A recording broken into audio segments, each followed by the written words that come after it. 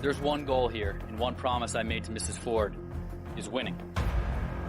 For that to happen, everyone needs to be on the same page to be in the best position with the right plan.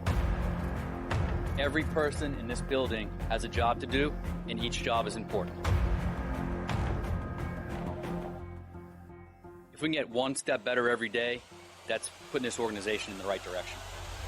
Donald steps up in the pocket, now throws. It is picked up by Rice. Comes back right side. Inside the 10. It is Quandre deep to the 5. To the house. Touchdown, Detroit Lions. How about Stafford opening it? Oh, my God. It is Sir Mix-a-Lot booty thick. All right, here we are, Senior Bowl 2020, back on Radio Row. I have Sandman at my side. Mr. Risden was out a little bit late last night. Had to get some extra sleep. Very, very late. No surprise. And joining us is big, cool guy from the Detroit beat area. Been around a long time, Dave Birkett from the Detroit Free Press. Dave, how you doing, man? Good to have you. I'm doing good. That's the first time someone said that about me, so I appreciate that. You know. Anytime, buddy.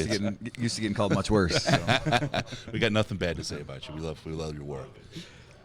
Go ahead, Sandman. Why don't you kick it off with questions for Dave? We got him here for a little bit before he heads off to the airport and gets back home. So, this is only our second Senior Bowl, and this is the first time we've actually been here where we cared about the coaches per se. Have you noticed any difference between this year and other years as far as how the coaches are doing? Is it different for you with it being Detroit coaches? Yeah, it's different from a coverage standpoint because obviously typically when we come down here, there's a lot of focus on the Michigan and Michigan State guys. Don't always get a whole lot of access to the Lions coaches personnel. This year it's been totally different since they're coaching. We get plenty of access. But from an operational standpoint on the field, I know there's a lot of people talking about that on Twitter right now. A lot of people have wondered what sort of practices Matt Patricia is running. I don't think anyone in Detroit has been surprised by what it's looked like because this is sort of what we see out of the Lions. I mean, they go through their stretching. I know some people were like, hey, why are they stretching on the field? And there was, I know some of Matt Patricia's language got caught on video. Well, if you've watched the Lions practice, you're bound to hear some of that. Yep. And the first day, I know there were some NFL people that were a little frustrated that it went long, but that's what happens when Matt Patricia is coaching your team sometimes. So maybe a little different than Senior Bowls past, not totally different, but nothing that I don't think any one of us expected. That's what I said yesterday. I was like, the people that weren't complaining or surprised were the Detroit beat writers. When they moved the offensive guys from one side of the field to the other side of the field, they just picked up, walked on down, right, and moved over there. And to a person, everyone that was not from Detroit was complaining about, they moved from side to side. I'm like, just walk, man. I mean, I'm a big guy. I'm going to walk it. You just do it, right? That's what you got to do.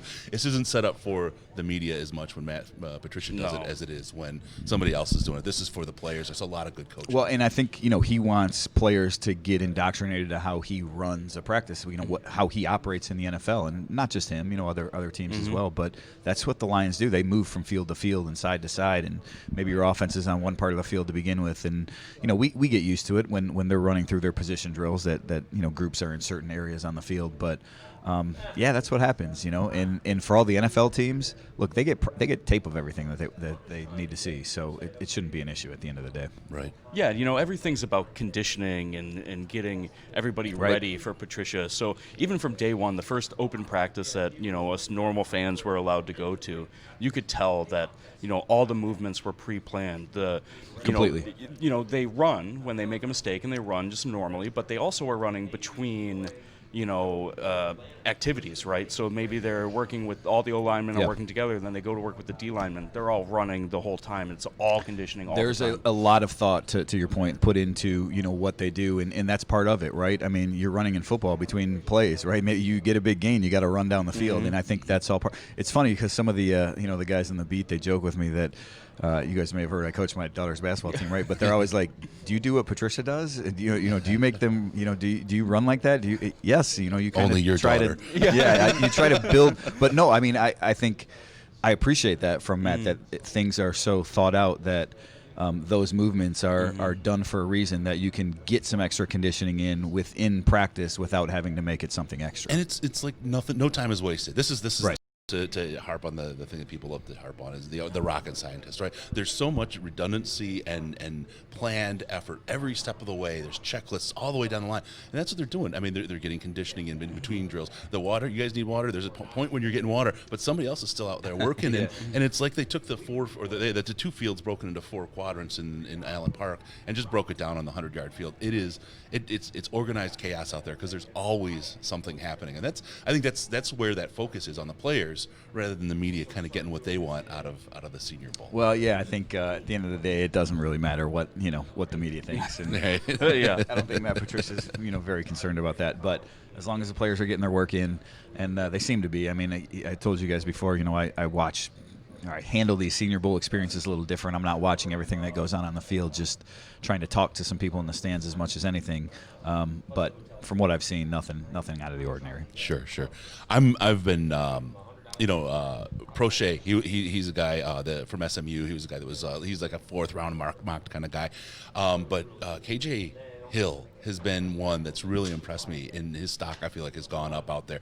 He has this, and the word came from Sandman, this suddenness to his movement, and we put some videos up. He gets separation anytime he cuts, and it's still against, even though there's at the Senior Bowl, it's still against college level talent, not pro level talent. But holy cow, this guy looks like he could be a heck of a slot receiver. Any thoughts on KJ Hill?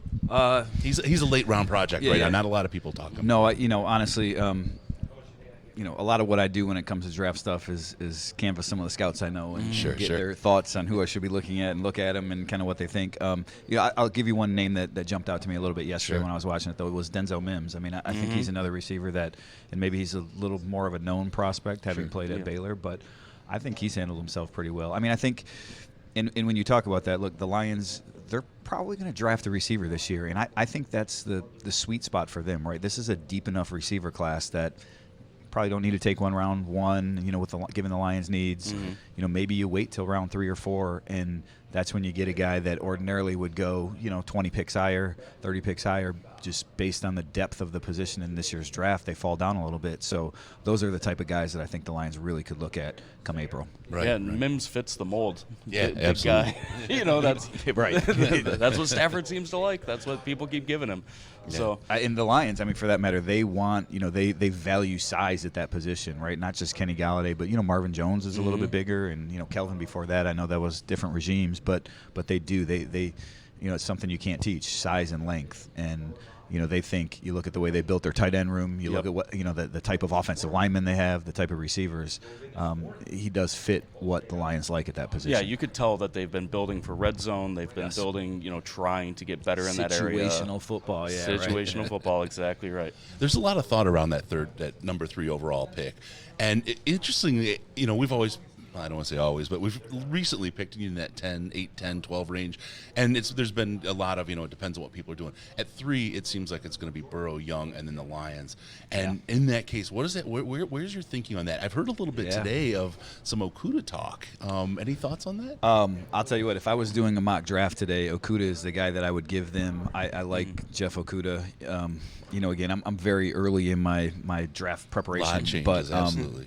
Having watched him quite a bit, I think size-wise, coverage skill-wise, physicality, the tenacity that he has, willingness to tackle, I think that's a guy that would absolutely fit what they want to do. And I was talking to Bucky Brooks about him a little bit yesterday. Bucky, that's sort of his choice for the Lions right now too, and he compared him to Darrell Revis. And to me, if you're getting a Darrell Revis, like, that's a heck of a player at number 3, right? Okudah Island. I like the sound of that. Ultimately, look, Tua, that's going to be a conversation that goes for a couple months here. I don't think the Lions do that. I think, everyone listening probably understands the reasons why, right? You got to win now, and the injuries obviously give you an out, even if the talent matches up there. But Okudah, Derek Brown, who was here talking to teams, not playing, but here this week talking to teams, Isaiah Simmons, I would think, if I had to circle a top 3 right now, it'd probably be those 3 that fit the Lions best at that number 3 position. Yeah, I mean, at this point,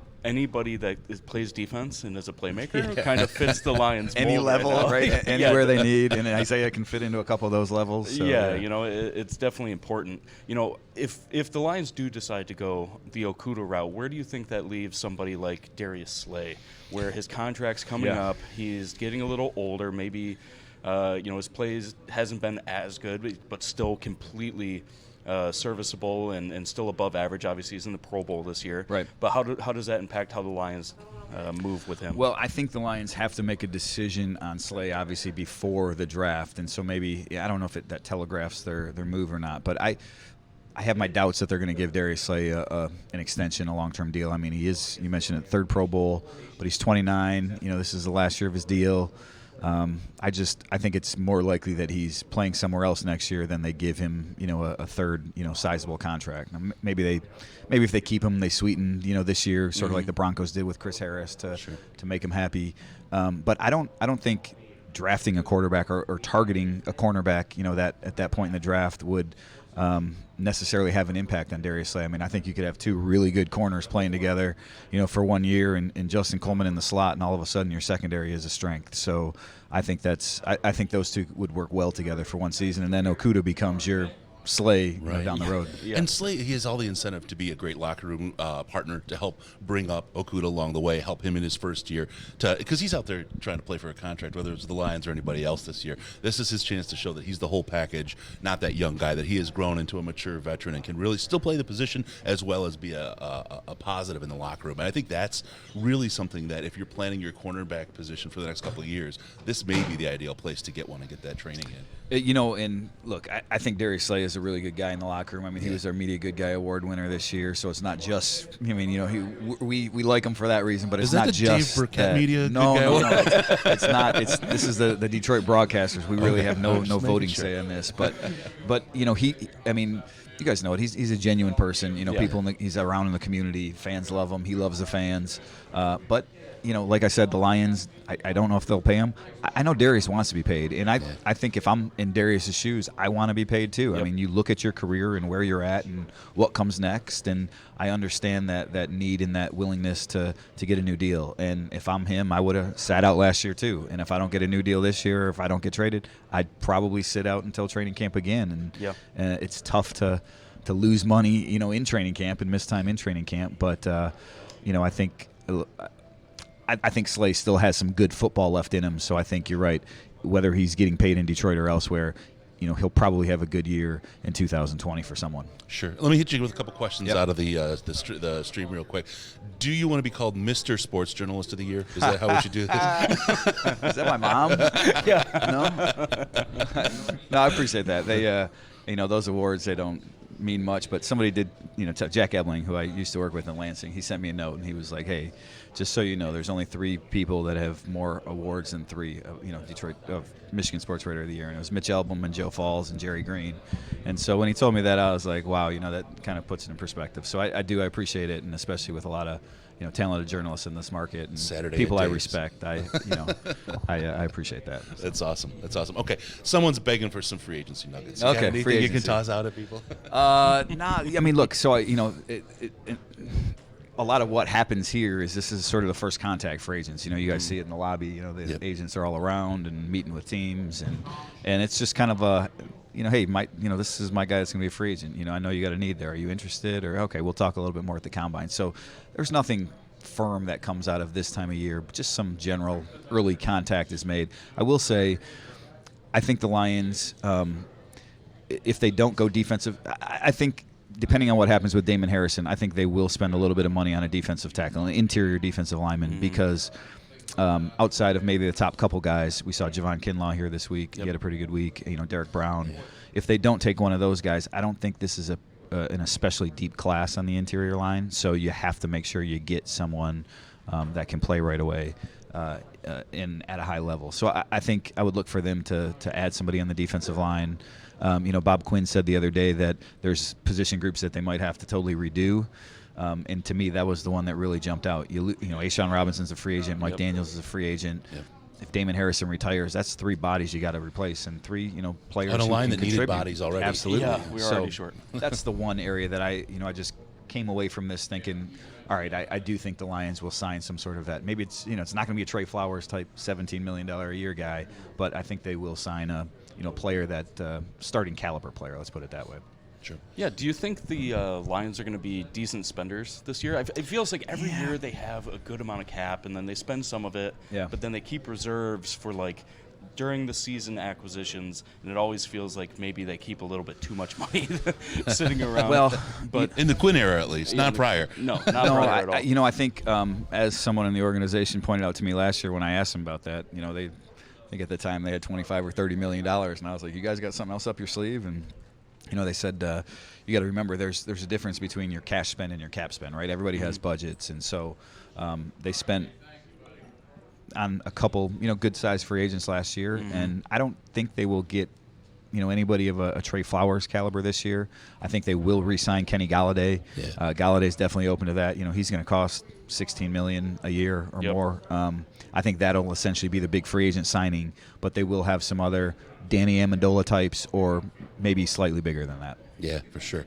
Let me ask you, put on your Karnak hat and talk about what do you think some of the bigger issues are in the CBA, and how do you think things will change afterwards? Because this is for me, especially leading into this year, with everything coming up with what we're drafting and the contracts we're signing. This is, we got stuck last time with a lot of big rookie contracts, and we got hurt for a while as a result of it. What's your prognostication here? Well, I'm very pro player when it comes to some of this stuff. Sure. So in my eyes, I would like those salaries for the rookies to go up a little bit. Maybe I understand that it's not going to happen because the NFL has there's a cap on that for a reason, right? Yeah. Right. But maybe that money didn't quite trickle down to the veterans like some on the player side thought it would. So if there's a way to reestablish a middle tier, and I don't have a perfect solution for that because so much money now goes to quarterbacks. Yeah. You can afford a quarterback and 6 other players who get paid a lot, and then you just got a bunch of minimum guys. And I think if there's a way to have more of a middle class, that would be good. Obviously the big topic will be the 17-game season. It's certainly possible. You cut down the preseason, you add an international game, you expand the schedule, you expand the playoffs. But God, I just like it how it is. I like 16 games. It feels right. Players don't need. They get beat up as it is. They don't need to put that wear and tear on their body. If I was the players, I would hold out against that at all costs. Yeah, so, yeah. We'll see. Sure. We'll see what happens. As a fan, though, June is the longest month of the year, which is good for a beat writer, though, because that's when vacation time happens, right? Yeah, no. End of June, beginning of July, we kind of follow the NFL schedule. That's our time off. Any big plans for vacation this year? I don't know. We're still talking about that. The owners' meetings are in Florida this year, and my daughter is hitting me up to go. She's like, "Can we go? Can we go? Can we go?" It's not by Disney, and I told her that, but she's still like, "Can we go?" So they may come down there. Let's wait to see if the Lions have an international game too. Maybe that's there you go. If they're playing in London or something again, I know the family's going to be hankering to come on that one too. Yeah, For real. for sure. So just one more question, I guess, about Patricia. We got to see him mic'd up yesterday, and we got to see a lot one-on-ones And with hear him him, and players. And partially hear him. Yeah, about half the time maybe. Yeah, a lot of beeps in there. How important is it for these young guys to see a coach that's this hands-on with them, that has an understanding of, of all the positions and what he expects of them, and gives them good instruction and lets them know how he feels about their play in the moment? It's certainly welcome to the NFL. It's been a long time since I've covered college, so I don't know how some of the college coaches operate. But I think there's plenty that probably aren't quite as intense as Matt Patricia. Some or as grabbing vocal jerseys, pulling guys, showing him what he wants. Yeah. So, but no, again, look, we've talked a lot about the transition, right, from Jim Caldwell to Matt Patricia, and you think about that first locker room that didn't really embrace that style a whole lot, right. Kind of blanched at it a little bit, and then they turn over, ends up being 50% of the locker room by the time the season is done this past year, and there just weren't any of those issues, and that's because it's rookies who don't know any different, and guys who've played in the Patriot system and maybe are used to it and okay with it. And so I think maybe on some level, we talked before the week about how NFL teams can figure out what guys they want and what they don't, and who fits their system and who won't. Maybe that's part of Matt and part of the Lions kind of whittling out what guys will and won't be fits for their locker room too. Yeah. So let me dive on that just a little bit, because there's the infamous letter that Martha sent out, and every time something like this happens, people take the extreme and read a whole lot into it, and I generally believe that the truth lies somewhere in the middle, right? So one of the things I think I feel really I don't like a whole lot is the idea that there's this win now kind of mandate. I think there is a you better do a lot better mandate. But the way I read the language in there is a playoff contender. It doesn't even say make the playoffs, right? But what do you think it's going to take for Matt Patricia to kind of keep the job record-wise? And I don't know that it's all record. I think there's a lot of the noise around the team that may have an impact on that decision as well. And then also from there, the other piece that I'm looking at, and I'm going to give you, it's a two-parter, and I'll let you just talk away, and then we'll call it a day here. You're good. I got time. The other part Delta is, waits for me. Yeah, of course they do. Mr. Sports Writer of the Year. Mr. Sports Writer. There he is. Yeah, look at there this. he is. How you doing, man? Long night, huh? Yeah, surprised you're alive. So we're talking about the idea that when Bob Quinn took over, the team stood behind Jim Caldwell and said he's the guy that's going to help us win. Right. If you're a GM and you walk into a situation like that, you don't fire your head coach. You can lose the locker room immediately, right? And especially as a young, new GM who hasn't done this before. So fine, next year you say, okay, we're going to move on. You bring your new coach, your quarterback, your franchise quarterback says, I need to keep my offensive coordinator. I want Jim Bob Cooter to stay. Brand new young coach, franchise quarterback. You don't want to lose him. You keep him for a year. And other things evolve along the way. We know our GM is growing and learning along the way. And I think that he's really got a good mindset on that continuous improvement place. Same thing with our coach. Do you think one more year is enough if this team goes 7-7, or sorry, 8-8, or 9-7? Do you think that, or even 7 and 9? Do you think that that's enough to get this team another year, or what do you think that bar is for them? Yeah, a lot of things there.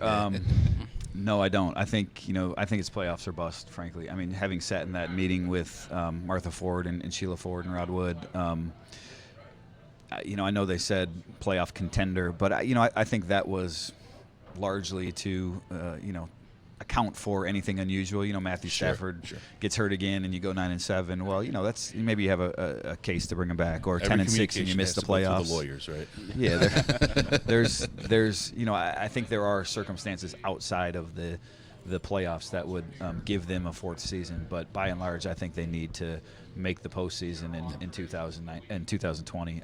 The ownership, they would like a home playoff game. They don't just want to make the playoffs. They would like a home playoff game, and so they want to see that that's somewhere in the very near future, in winning that playoff game. And I think the only way to judge that is on the field. You mentioned, some people just ignore the reality of situations, and it's tough. You want our new GM, make that move. Why don't you bring in Matt Patricia right away? Well, the reality is, Bob Quinn got hired a week into that first hiring cycle, right? Yep. So by the time, and Matt Patricia, let's be honest, Matt Patricia was his guy. He's wanted all along. Yep, absolutely. So he gets hired a week into the first hiring cycle, and the Patriots have a bye, and he has no chance to interview Matt Patricia after that. They go on a long playoff run. There's no move he could make. He keeps Jim Caldwell. The next year they make the playoffs. Exact same thing. You're not going to fire Caldwell going into a playoff game. Mm-hmm. They lose the first playoff game. Will you miss your interview window to hire Patricia again? And Bob knows Matt, but everyone else in the organization needs to talk to him as well. So it's just it's not a move you can make after year 2. He had his opportunity in year 3. He jumped at it. Again, did Jim Caldwell deserve to be fired? From a record standpoint, you could argue no. I mean, I think I don't know that Jim was going to be the coach to take this organization to the next level. I understand completely why they did it. Bob wanted his guy. Every GM wants their guy. Somebody that you work with, someone that you see eye to eye with. So that's why the move was made. And no one from Matt Patricia to Bob Quinn to the Ford family expected them to be in the situation where they're at, take the big step backs that they've taken. And so I just think going forward, even if there are some realities to why they did take this step back, especially this year with Matthew Stafford getting hurt and some of the injuries they had, you need to win on the field. You need to show something on the field eventually to give everyone involved, ownership, players, fans, everyone, hope that you're heading in the right direction. And therefore, 2020, it's essentially playoffs or bust. Make it or break it. All right, there we go. Say, man, you got anything else? I think I'm good. All right, Dave, thanks so much. I mean, we grabbed you on the fly. I really appreciate you stopping by. No Dave problem. Birkett, Detroit Free Press. Check him out. He's one of our favorite beat writers. We talk about it all the time. Great to have you on. Thanks a lot. We'll talk to you again soon. We'll be back on with our next guest in just a little bit. Thanks, everybody.